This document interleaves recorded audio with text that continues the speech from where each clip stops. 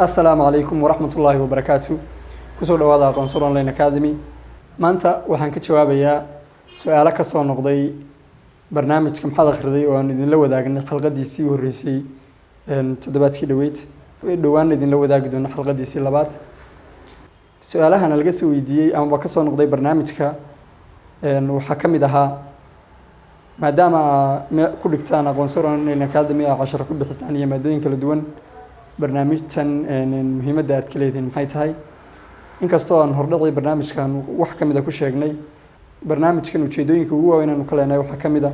inaan akhriska dhiirigelin sida ogtihiin bulshadeenu aad ugu baraarugsana ama bulshada Soomaalidu guud ahaan ugu baraarugsana wax akhrista tusaale nin kamid ah macaarifta ama asxaabta aan sida fiican isu naqaano ayaa maalmaha kamid ah aan buug soo iibsaday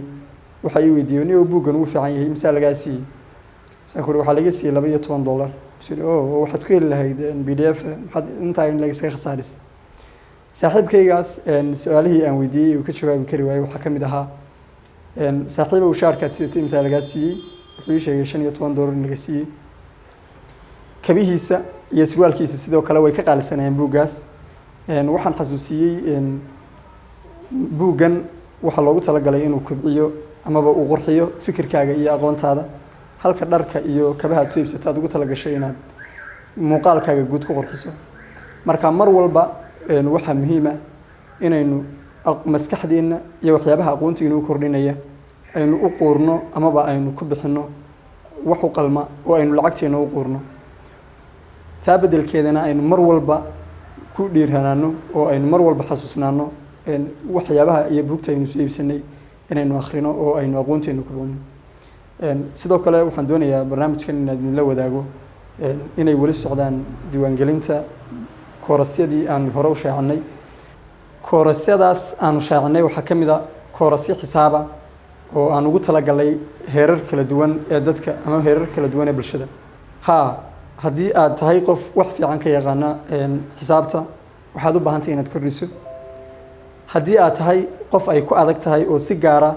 loo gacan qabto ama ba aad tahay qof bilow ah oo raba inuu si fiican u barto dhammaan asaasiyaadka iyo basic xisaabta haddii aad tahay qof nolol mashquul ku nool oo aan jaanis u helin wax barto ama ba jecel waqtigiisu isagoo mashquul ah oo hawlihiisa haysta inuu wax barto isagoo jooga gurigiisa iyo goobihiisa ganacsi Aqoonsoor Online Academy waxa loo aasaasay dadka adigoo kale ah sidoo kale markaas waxaan kugu dhiirinaynaa waqtiga diiwaangelintu intuu socdo